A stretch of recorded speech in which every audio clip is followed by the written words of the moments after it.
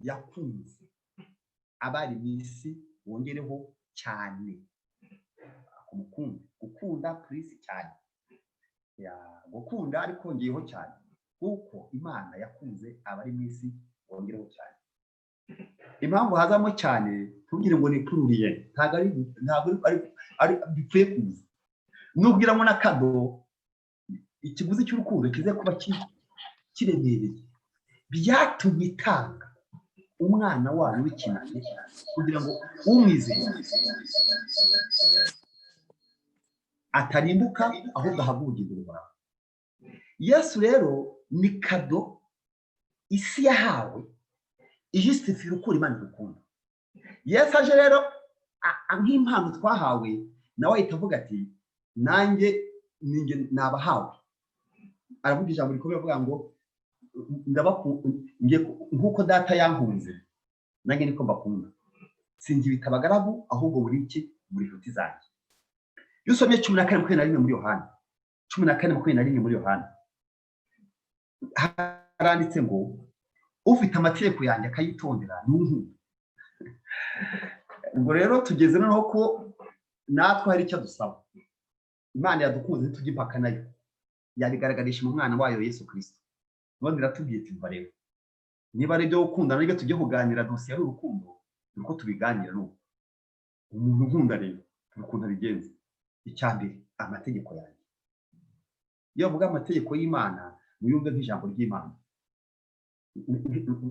uha agaciro ijambo ry'Imana, uha agaciro ijambo ryanjye, uwo ni nkunda. Kandi uwo nguwo niba nkunda azakundwa na data nanjye nzamukunda. Ubu urukundo ruhita rwitwa gatatu. Ufite amategeko yanjye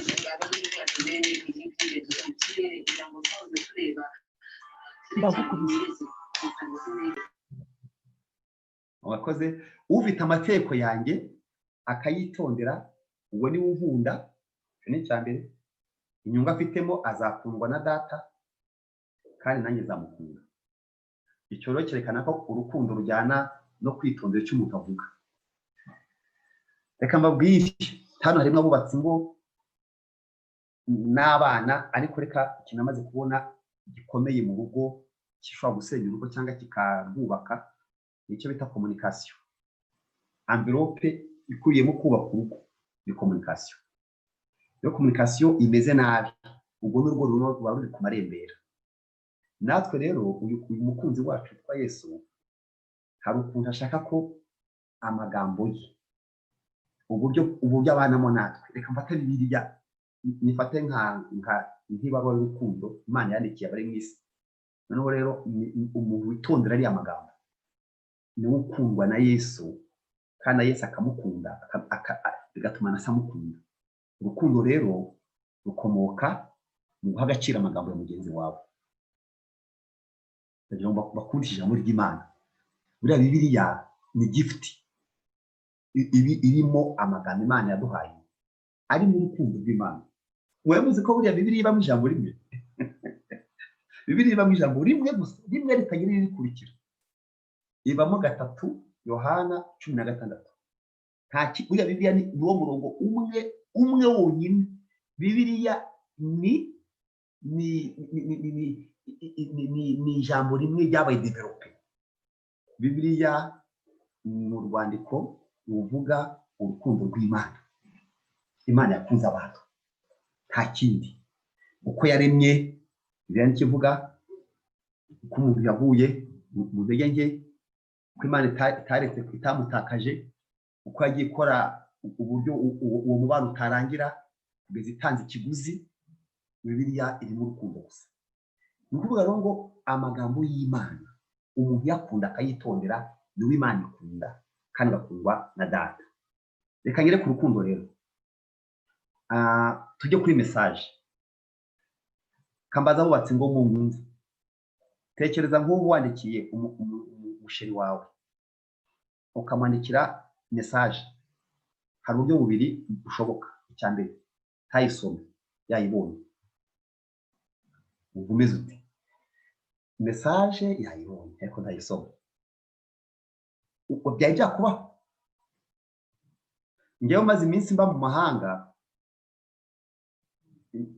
mu bintu nitondera n'icyo nandikiye madamu agasoma ntasubize keka ko yagize akazi kenshi ariko aritonda ku buryo aza kumusubiza aho abonera umwanya nanjye niko bigenza none ibibazo wandika umuntu ntabusubize yasoma icya kabiri noneho iyo atajya asoma namba ibintu mwoherereza bigenda bite communication y'umuntu n'undi nirema urukundo ruhoraho kugira ngo dukunde Imana bishoboke nubwo twita ku kintu Imana ivuga ubwo rukundo rukomoka mu guha agaciro message ya mugenzi wawe ubu rero Imana yaduhaye Bibiliya ijambo ry'Imana kugira ngo tujye tukuramo amagambo y'urukundo yose yerekana ukuntu Imana dukunze icya gatatu icya mbere ndavuga nihuta nabwe ko iyo ukunze Imana ikuvana mu bagaragu ikakugira inshuti kugira ngo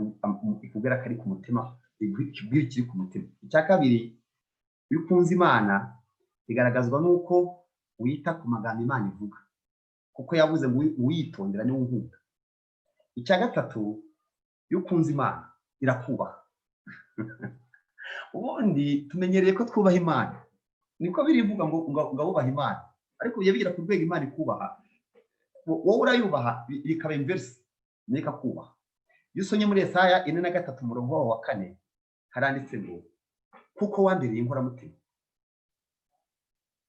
kuko wambereye kasaye madahasome 4:3 Yesaya umurongo wa 4 yasomye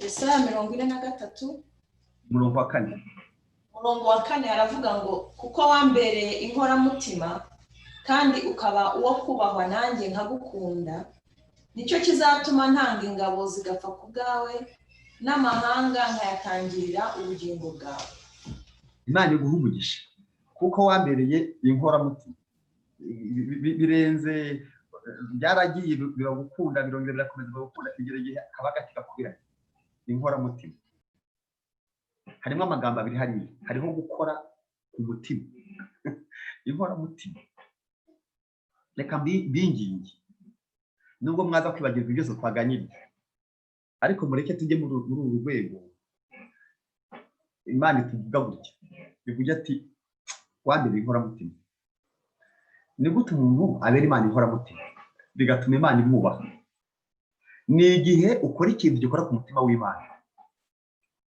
iyo ukoze ikintu gikora ku mutima w'Imana automatically ikivamo irakubaha ikikurikiraho ikagukunda yarangiza igatanga ingabo zigajya zipfa ku bwawe noneho ubugingo bwawe ikajya yishyura ikiguzi cyose byayitwara kubera ko wayibereye inkoramutima mudashakisha udabubatse ingo kabasaye muzazitegure mara kuzitegura noneho tugereranye ukuntu abagabo benshi ntibazi gukora ku mutima w'abagore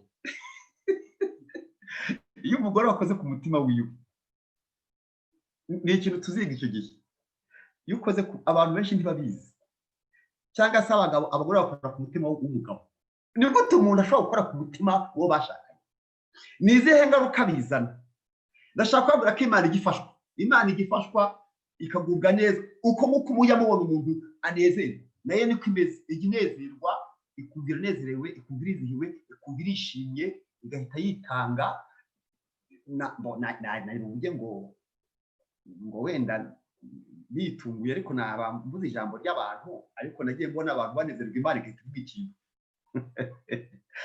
ibyo mvuga bamwe murandeba mukabyibuka abantu mwagiye mujya mukagira ibihe byiza mukabana n'Imana igahita ivuga ati nukuri witeka dirati isanzwe yanejeje kandi ikintu ndende nibutse abanyamwuka n'abanyamasengesho ibintu byinshi turimo none twabihawe Imana yafashijwe twabihawe Imana yakozweho twabihawe twakoze ku mutima w'Imana ndagira ngo mbabwire ko Imana izikorwaho ikanezerwa Imana ikishima ikivamo ikitanga kuko abantu bavuze ngo kuko wambereye inkoramutima niko yivugiye ukabokoha nanjye nicyo gituma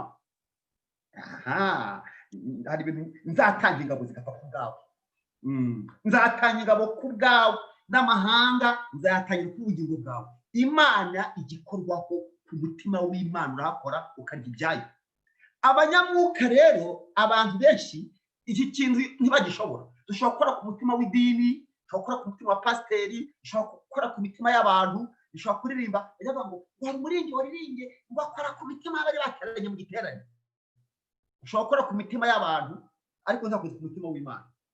Iyo ukoze ku mutima w'Imana igikurikira ihita ivuga ngo nicyo gituma mvuze ngo ibyo gusa. Reka mujye mu buryo bune bwo gukora ku mutima w'Imana. Uburyo bwo gukora ku mutima w'Imana, reka mpere sinjya gusoma Bibiliya kuko umwanya si mwinshi, ariko reka njye kuba tujye mu byakozwe n'intumwa 13 ibijyanye na Paulo na Silas bari gusenga. Ntabwo nshaka ko tuhasoma, twasome ibintu do passage. Paulo na Silas bakubiswe, mwibuke ko bakubiswe barahemurwa mu gicuku hagati, wamaze kuhashyika uzi ikintu bakoze ngo bararirimbye barasenga. Nubwo ntarinzi indirimbo bari, ariko ntago ari indirimbo y'amaganya. Reka basa nk'ababwiye Imana turashoboye. Iyo ushatse gukora ku mutima w'Imana unyuranya n'uko umeze, ukabwira Imana ko ari nziza ku kibazo itakemuye. Niba ufite inzara ukabwira Imana uti njyewe gushima kugabura, ntuza kuvuga ko ushonje, uti njyewe ikinzanye hano Mana njyewe kugira ko isi n'ibiyuzuye n'ibyawe. Inyoni no uvuga zikajya zigahaga ibirarashyamba, noneho ikavuga ati ni gute umuntu uburara ushonje anezerwa akavuga ko ndi mwiza kandi ntacyo amumariye, ikavuga ati umuntu ahuzeho. Icyo kintu nicyo umugabo yakoze. Bararirimbye, njya nibaza nimba baririmbye sinyumve sa ntabwo nayibonye, ntabwo ndamenya ikorasi baririmbye, ariko njya numva basa nk'abavuze ngo Mwami Imana mpora ntangazwa cyane n'ibyaremwe n'ibiganza byawe, inyenyeri no guhinda kw'inkuba byerekana ububasha bwawe. Mwami Imana ndakuririmbira, uri inkuru, Mwami Imana ndakuririmbira, uri inkuru. Bibutse ko bari baboshye amaboko, Bibiliya bango babataye, barabakubise babamburira byose, babaha amaboko babatamo hagati, umunwa ntibawuboha. Pawulo aravuga ati hasigaye umuntu bawuhimbarisha mu Imana. Imana iravuga ngo sinakwihanganira indirimbo abantu dore ukuntu bavuze ngo ni mwiza baboshye, ituma marika wayo ahita akingura inzugi akiminyururu, inzu yakama amatara, ngo barahimbaje n'abandi barabyumva.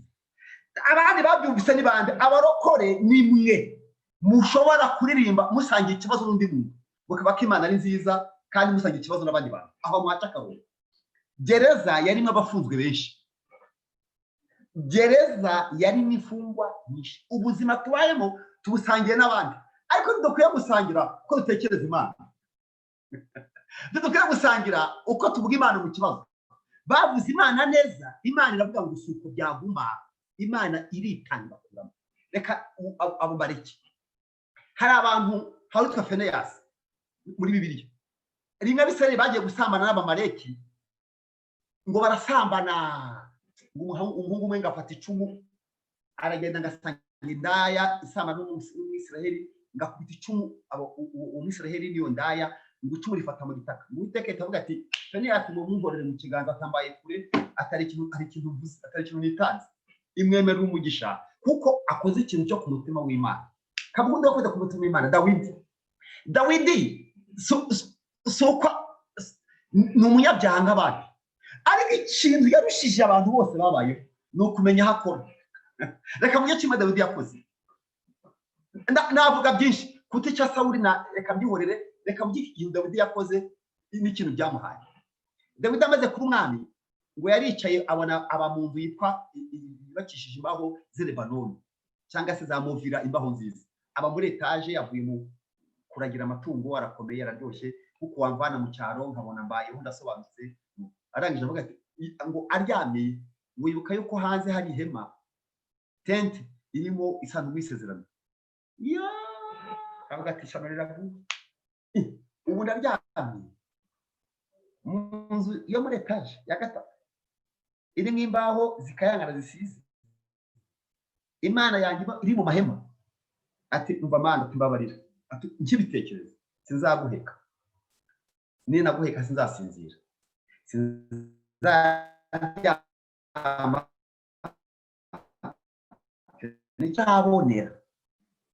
ntarabonera Imana ya Yakobo ubutumwa. Umugabo aravuga ati nibutse iminsi ya kera, nibuka ubuzima bwanjye buze rero Sawuli yirukankaho mbibijwe n'amaguru, none ndi mu buzima busobanutse, nkubakira Uwiteka Imana. Akoresha umonera, atunganya ibikoresho byegeranye. Imana ihitibwira mu butayu ngende ngere kwa mu mahema nibera ku musozi, uzabaze ko nabwiye kumubakira, ntawe nigeze ndibwira atari ku mugaragu wanjye.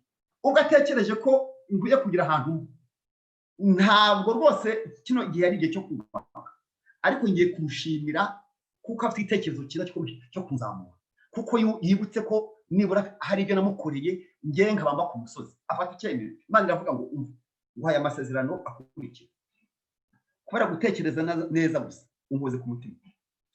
Dawidi unkoze ku mutima kubera gutekereza neza kunyubakira, nguhaye amasezerano atatu. Irya mbere, Imana amuhaye, uzajya unesha abanzi bawe bose bazamutera, uzamutera wese uzamunesha. Isano byo kunesha no gutsinda urugamba. Ati ryandika. Irya kabiri, iramubwira ngo isano rya kabiri nguhaye nuko intebe ya cyami izakomeza kuba mu nzu yawe kugeza nyirayo ninde? Ni Kristo. Icya gatatu, imbabazi zanjye zizakomaho, uzajya ugenda zikugenda, imbabazi z'Imana zizagenda zimukurikira iyo agiye. Aravuga ati rero, ahita yiba ya ndirimbo ya 23, aravuga ngo ati Uwiteka ni umwungeri wanjye, ati mukuri singikennye, singipfuye, ntacyo mbaye. Akageza hepfo aravuga ngo kugirwa neza n'imbabazi bizanyuma, nanjye nzaba mu nzu y'Uwiteka. Ndashaka kubabwira ko hari abantu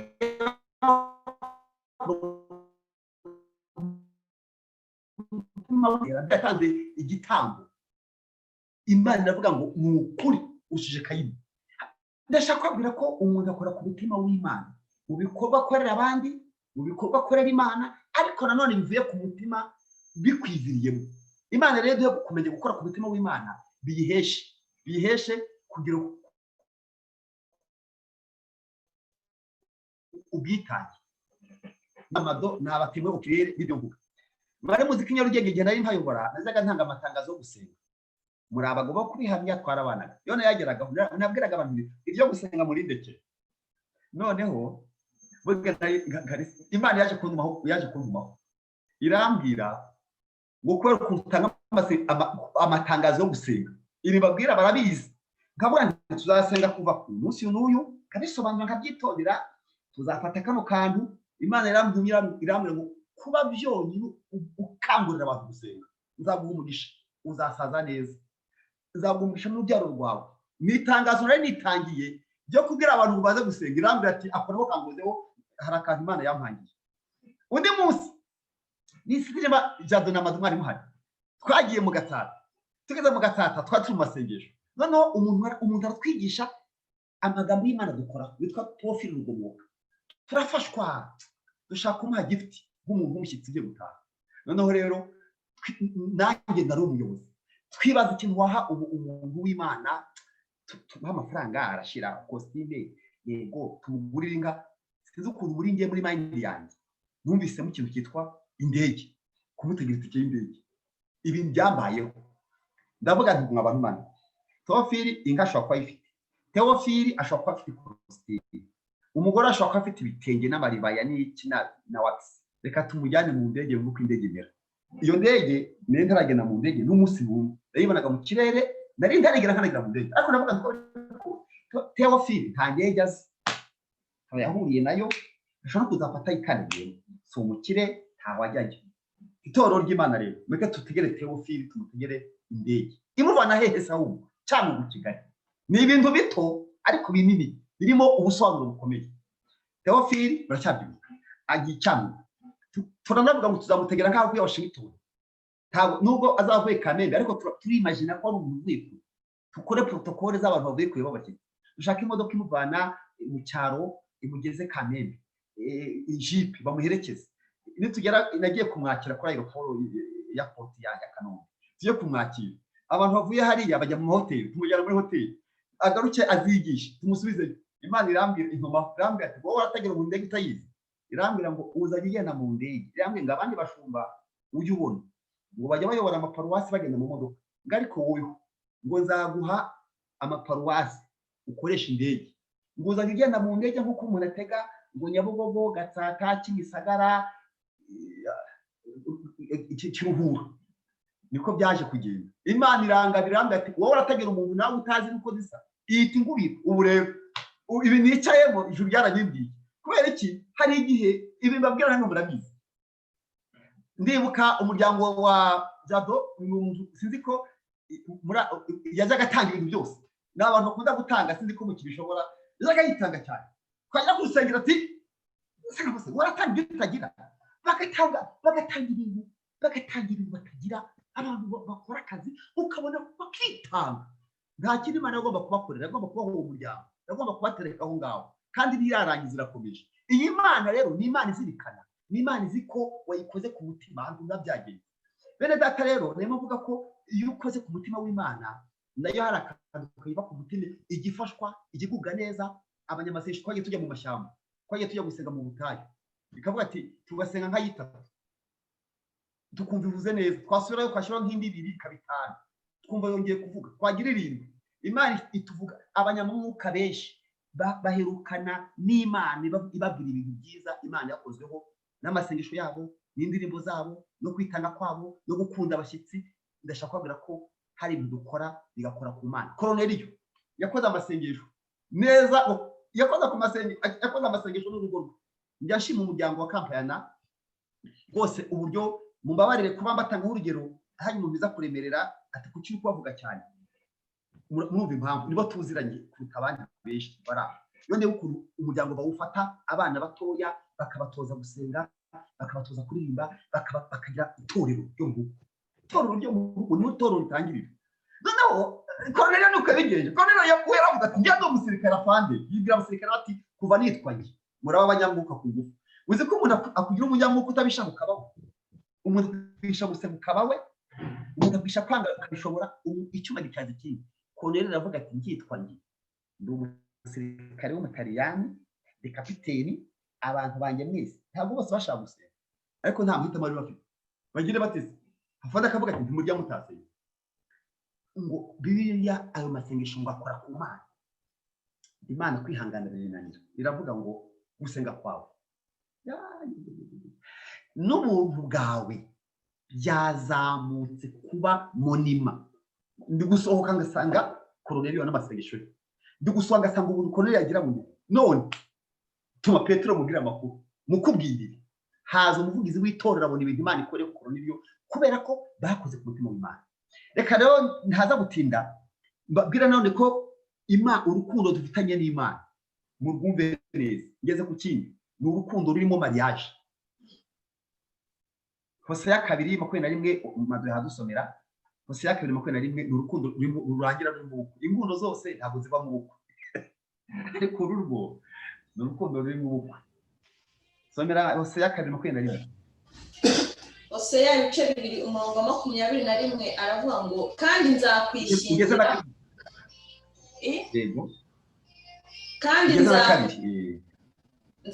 kandi nzakwishingira ube uwanjye iteka ryose ni ukuri nzakwishingira ube uwanjye nkiranuka ngaca imanza zitabera nkagukunda kandi nkakubabarira ndetse nzakwishingira ube uwanjye nkubereye umunyamurava kandi uzamenya Uwiteka. Urakoze cyane. Hano ntabwo ndi kubonamo abajene ubwo tugeze tugira ku bajene tuziga icyo bita copinage uburyo copinage ari ikibazo abajene batazi urukundo rudafite impamvu. Ntabwo Imana dukunda urukundo ruto, reka ntabwo Yesu yaza gupfa kubera ibintu y'ibiryo ngo nyine barakore bashima Imana ngo ndashima Yesu ngo yanyambitse, kuko nibyo yarakwambitse, ariko ntabwo Yesu yari kuza gupfa kugira ngo wambare, kuko n'abadasenga bajya bambara. Ndashima Yesu ko yanjyanye muri Amerika, muri Canada twatuye, kandi koko nibo hakuzanye, ariko ntabwo Yesu yari gupfa ngo ujye muri Canada, kuko n'abahavuka ntacyo bivuze ku Mana. Hari urukundo Kristo yagukunze. Utu ngutu ni utuntu tw'utubiswi n'utushokora n'utuntu tw'utuntu nyine baha abana, tuno tuntu nyine two mu rugendo, ariko hari ikintu gikomeye Imana yadufatiye. Muri byavuze ngo icyo yambitiye ni ukugira ngo nzagere mu ijuru amahoro, mfite ibyiringiro, mfite ubugingo, mfite abantu ijuru. Iri jambo niryo tugiye gusorezaho.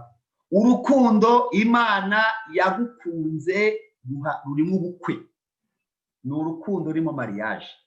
Tuba tugira abahungu n'abakobwa bakora n'inkundo z'ubugoryi zidafite icyo zigamije, ariko Kristo aravuze ngo nzakwishingira uwanjye. No kuvuga ngo urukundo Imana yakunze umwe muri wese, nuko imbere yacu dufite mariage, dufite ubukwe.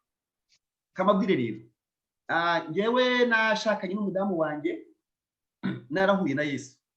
Yesu tumuranye imyaka 30. Njye navutse mu rugo rw'abarokore, niyo mahirwe nagize, amahirwe nsanga iwacu n'abakristo, ngurira mu rugo rw'abakirisitu ndakura, ariko mfite Yesu wo muri famille, Yesu wo muri yacu, Yesu mu muryango, nsanga na papa na mama.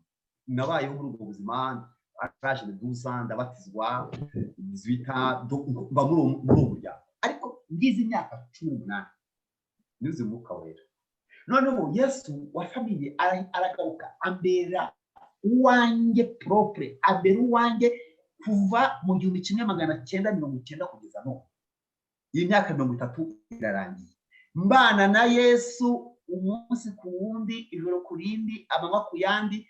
Aragenda mbere inshuti, ntafite uko navuga, arambanira, ambera inyangamugayo, ambera ifu. Rero nashatse umugore rero Yesu tuziranye. Nashatse madamu mfite umusheri, nashatse madamu nziranye na Yesu. Noneho rero mbwira madamu, navuga nti rero nubwo dushakanye, kontra yanjye nawe ni kontra idashanire, ni kontra y'umubiri, ko twaravuze ngo tuzabana karamata mu bukire cyangwa mu bukene, mu byago cyangwa mu munezero, tubyaye cyangwa tutabyaye, turi batoya cyangwa dushaje, tuzifuza undi mugore nawe tuzifuza undi mugabo, tuzatandukanywa n'urupfu. Aha niko kontra yacu ivuga. Ariko uyu mugabo rero twakundanye we siko kontra ikoze. Tubana na Yesu muri ubu buzima na nyuma y'ubu buzima. Icyo kintu kirakomeye, kuko abo tubana kontra yacu y'umwe apfuye undi abahohotse ku wundi, naho twebwe tuzabana n'ubu buzima burangiye dukomezanye. Urukundo Imana yagukunze si urukundo rw'ibishira, si urukundo rw'ibintu bito, si urukundo rw'amadiplome, si urukundo rw'amashuri, si urukundo rw'imodoka, si urukundo rw'inzu. Ibyo nibirangira n'umuntu yabiguha. Ni urukundo ruhatse ubugingo. Yaravuze ngo mfite ibyiringiro, bifite ubugingo, ariko mfite umugabane mu ijuru. Ni ukuvuga ngo ntabwo urukundo Yesu yagukunze rugarukira aha. Bitabavuga butumwa baza kubwira abana ati umuntu Imana ikunda ntagarwara ntagasonza, barababeshya. Ushobora kuhura ukunda Imana irayigukunda, ukarwara ukaba nka Yobu. Yobu yararwaye, yaba bivuga sinzi aho bajya basoma Bibiliya. Yobu yararwaye, baba basoma hese. Ukunda ugapfusha, Yobu yarapfushije. Yobu yarapfushije kandi Yobu ararwara. Ndigera no kugeraho inama madamu yamubwiye ngo tuka Imana wipfire. Noneho ayamubwira ngo naho napfa, yewe data we, aravuga ngo naho napfa yiringiye. Undi aravuga ngo naho ndiho naho napfa ziko nkundwa n'Uwiteka, Yesu ambibyo kena byose n'amahoro. Ubwo Umwami Yesu ankunda n'amahoro. kubw'imbaba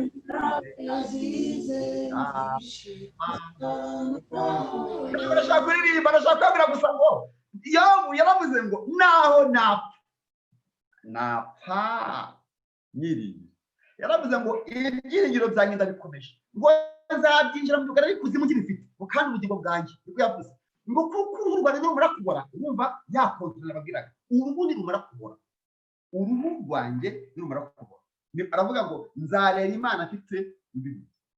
Icyo rero nicyo ndashaka kubabwira ngo urukundo Imana yagukunze ni urukundo ruramba, ni urukundo rutagarukira mu buzima, ni urukundo rurenga urupfu, ahubwo urupfu ruhinduka invitasiyo. Iyo Imana ishaka kukwishyira igutumaho akayinvitasiyo, invitasiyo y'ubukwe, muzi ko umuntu afite ubukwe aduha akayinvitasiyo y'umukunzi w'Imana ni urupfu. Niko muri ibyo yaririmbye, yaravuze ngo nidutumirwa n'urupfu tuzimuka n'ibyishimo, ibyo twiringiye tuzabibona turi hafi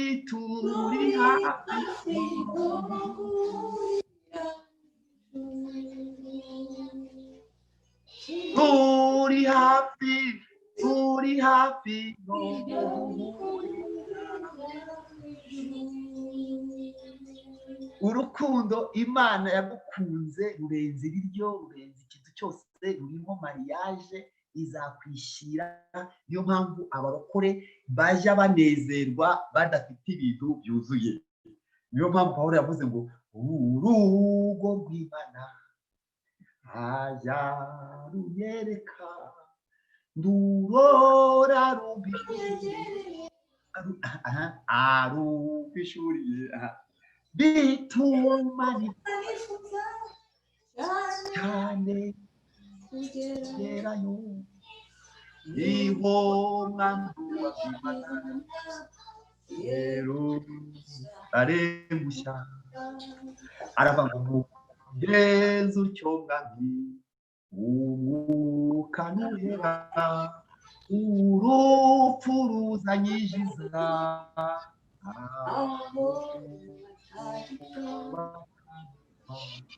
niho nzamenya umukunzi mukiza, niratira imbere yawe. Haleluya, haleluya, Imana nishimwe. Ndashaka kubabwira ngo usoza, urukundo Imana yadukunze ni urukundo rurimo mariage. Imbere yacu hari ikirori, imbere yacu hari ubukwe. Niyo mpamvu ngira ngo dusenge tuvugira ijambo rivuga ngo, kubera iyo mpamvu rero tugomba kujya turirimba indirimbo zo gushima Imana, tukajya turirimba indirimbo z'imitomo yo mu mwuka. Tugomba kubyinirira urukundo. Indirimbo imitoma ni amagambo abahungu n'abakobwa bakoresha bari kurambagizanya. Noneho rero kababwira akantu mukumve dusenge. Abahungu iyo bashaka gushaka abakobwa, hari igihe bavuga ibintu batazakora, bakajya bikora utuntu ariko turangirana muri fiyansaye. Naho imitoma ya Yesu, imitoma ya Yesu, uko mwavuganye cyane niko akomeza. Na imitoma yacu ni imitoma y'amaresha mugeni atari imutunga. Amaresha mugeni si yamutunga, ariko imitoma ya nyakubahwa. Uko mwavuganye niko akomeza. Mpamvu muri ibyo yavuze ngo Yesu tahinduka, Yesu tahinduka, aho ruko yarari, Yesu tahinduka. Jésus ne change pas, Jésus ne change pas, il est toujours le même, Jésus ne change pas. Twebwe rero turahinduka. Abakobwa bagera mu rugo bamara kuba abagore ntibase nk'uko cyagiye basaga, n'abagabo nuko tumera. Ariko imitoma ya Yesu uko yatubwiye cyagihe, uko mwavuganye wa munsi, niko ameze. Niyo mpamvu rero dukwiye kujya ubundi iyo turi mu mwuka, amagambo y'imitoma y'umwuka araryoha kaza. Ubundi ntushobora kunezerwa Imana mu mubiri ngo byende, ariko iyo ugiye mu mwuka biraza. Niyo mpamvu wa muri yari akaririmbo waranzi nanjye ndamuzi kubimenya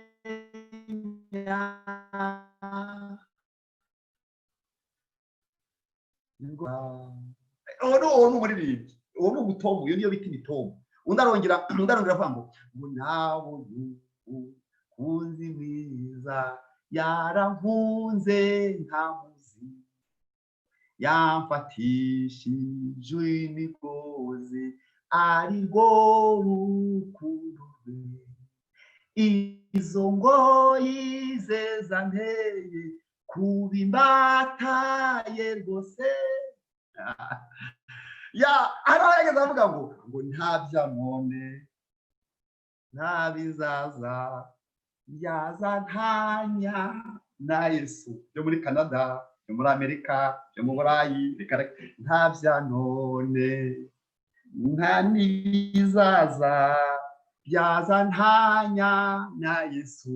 Uyu ni umutomaro uravuga ngo njye nduwe nawe n'uwanjye kugeza iteka ryose, nta kubaho nta n'urupfu nta n'abadayimoni nta bya none nta bizaza byaza ntanya na Yesu. Izo ni indirimbo z'urukundo umuntu akunda undi kugeza ubwo bisohoka akabivuga. Ikibabaje ko turi indirimbo abandi basubiye, abandi biririmbiye bari gukorwaho bibereye mu rukundo, twebwe twazisubiramo. Ariko aba bantu bavuga ukuri, nta kubaho nta n'urupfu nta n'abadayimoni nta n'ibizaza yazanye na Yesu. Bene data rero ndashaka kubabwira ko uyu mukunzi wadukunze urukundo buhoraho, dufite ibyiringiro by'ubugingo. Reka nsoze mbabwira ngo bene data mureke dukunde Yesu, tumukunde, tubigaragarisha ibikorwa dukorera abandi n'ibyo tumukore ku mutima, kuko urukundo dukunda ntabwo ari utugaragariza. Kandi urukundo rwa Yesu ruranditse. Hari n'igihe tugira inkundo zitanditse, urukundo rwa Kristo ruranditse. Nishimiye ko data wa twese yandikishije urukundo rwe mu byiza Imana yavuze byose nta kintu kiko Yesu avuga. Nishimiye ko yandika iby'urukundo mu byiza Imana yavuze byose biranditse. Reka nsoze mbabwira ngo Imana ntiyaguhamagariye akantu gato. Imana ntiyaguhamagariye ibintu bishira. Ibyo muri Canada, ibyo muri Amerika ntibizabarangaze, ibyo muri gukora ayo materaniro gukora, ibyo nibyo bintu ahubwo rero ahubwo ibyo mureke babwira, ahubwo ibi nibyo bintu, ibi nibyo byavure, ibi nibyo byabye ubwo n'abakomomani, ibi nibyo bisobanutse, kuko nuko bizarangira bimeze. Tuzabana n'Imana iteka mu buzima budashira. Niyo mpamvu mukwiye kujya mukora amateraniro nayo mu mutima, uri mu modoka yawe ukagenda uririmba imitoma ya Kristo, uri mu gikoni ukaririmba indirimbo z'Imana, uri guteka, uri gufura, ukumva indirimbo z'urukundo ziraje, ukumva umuntu w'inaha kumva dusanzwe. Reka rero mbabwire ngo Imana dukunze urukundo rudashira rw'iteka ryose. Akitonderwa rero, yakunze umuntu utari mwiza. Ubundi abantu bagiye gukunda bakunda umukobwa utagira inenge, akamuka cyakarongo. Iyo abahungu bose niba ari umuhungu uri kumwe natwe aravuga ngo umukobwa aritonda gavuka kwandi ngo se na nyina ngo n'abana beza, mwebwe mujya gushaka abakobwa bafite imico myiza ukugira ngo barambagize. Naho Imana sifiteye ijye gukunda ishaka abantu batagira imico. Yagukunze utari mwiza. Imana yikunda abakobwa batari beza. Yansanze nduko nigaragura mu ifatiranga n'ibyo. Imana ifata abantu, ikunda abantu bari kabagira beza. Twebwe rero dukunda abantu bari beza, donati ntaki beza. Ariko Imana yo iravuga ngo sinitaye uko nagusanze nzakugira uzera. Imana idufitore ndandishira byera, no kuvuga ngo idusanga mu byaha ariko aduhindura abakobwa bazima kandi duhindura umugeni. Tumugeni wa Kristo rero mwiboneze kuko umukwe ari hafi yo kuza. Reka rero mwongere dusenge Imana, mbabwire ko ibi bintu tuvuga ni ukuri. Umubano wacu na Kristo uri double, ukubye kabiri. Paulo yaravuze ngo kwitoza k'umubiri kugira umumaro muri bike, no kwitoza mu mwuka kufite amasezerano yo mu kino gihe no mu gihe kizaza. Ntabwo Imana duhamagariye ibintu bitoya n'ibintu bidashira. Imana ibaha umugisha.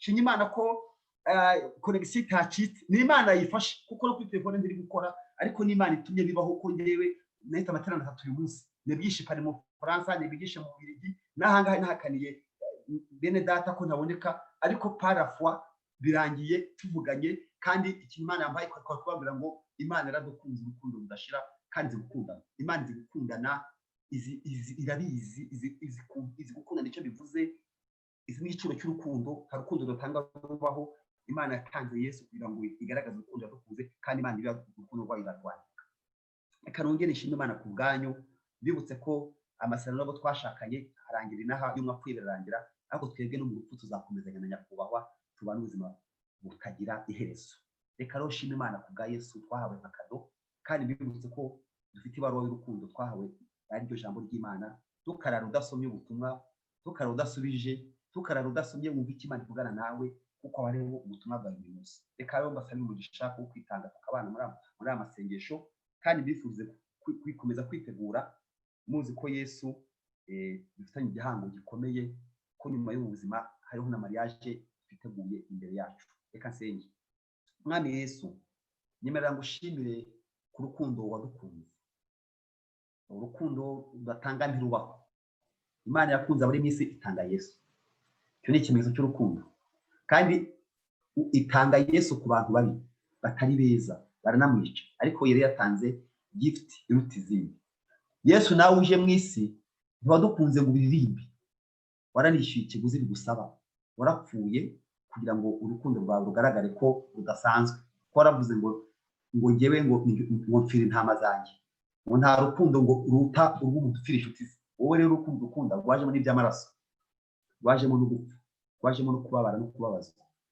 ntabwo rero turi ubusa abarokore ntabwo ari abantu bo hasi ntabwo ari abantu b'imburamukoro ntabwo ari abantu b'intamenyekana ntabwo ari abantu babuze icyo gukora turi abantu b'agaciro gakomeye kubera yuko icyo twaguzwe ku isoko nicyo kigaragaza icyo turi cyo agaciro k'ikintu kagaragazwa nuko kigura ku isoko twebwe rero twaguzwe amaraso niyo giciro cyashobokaga amaraso y'amatungo ntacyo byatanze itambo n'abatanga ntacyo byatanze ariko uje umwishyura ikiguzi byagusabaga kugira ngo tubone tusanze urwo rukundo dukunda si urukundo rw'ibintu bito urukundo rw'ibiryo ibiryo n'abandi bararya abandi baranywa iyo dufite abandi barabifite ariko dufite promesse ebyiri zo muri ubu buzima no mu buzima buzaza Imana rero tujye mugisha kuri bene data twatanye muri amasengesho icyampa ngo bakomeze kumva urukundo rw'Imana rubira mu buzima bwabo kandi rubire atari amateraniro gusa umuntu yoge yumva afite indirimbo z'umukunzi ziri kubera mu mutima we umuntu akagendana amateraniro atwaye imodoka akuva mu mutima afite amateraniro turifuza ibihe byiza turifuza kumva Imana twumva urukundo rw'Imana kuri tumva tutashaka kumva umunezero w'Imana tugenda turyamye twumva urupfu turihindura zero tukavuga ngo nta bya none nta n'ibizaza yantanya na Yesu nta mafaranga nta kazi tukumva dufite kontra commitment ikomeye yo kuvuga ngo nta bya none nta n'ibizaza Mana sengeye bene data twari kumwe muri amateraniro kugira ngo twese twumve twenjoyinge urukundo Imana dukunze umugisha uyoboye gahunda umugisha abo twateranye kandi nitunaryama dusinziriye ujye dusura mu rukundo uduhe gukunda ubutumwa bwiza uduhe gukunda ijambo ryawe bibiri turyohere bitwisoma twumva harimo amagambo adasanzwe urakoze Mana ngushimiye ko tutajya muri bikeya ibintu bideho na Yesu neza amen Imana ibahe umugisha murakoze cyane amen Yesu abahe umugisha pasiteri kandi Imana ishimwe kubwira ijambo ryayo twumvise Mwuka Wera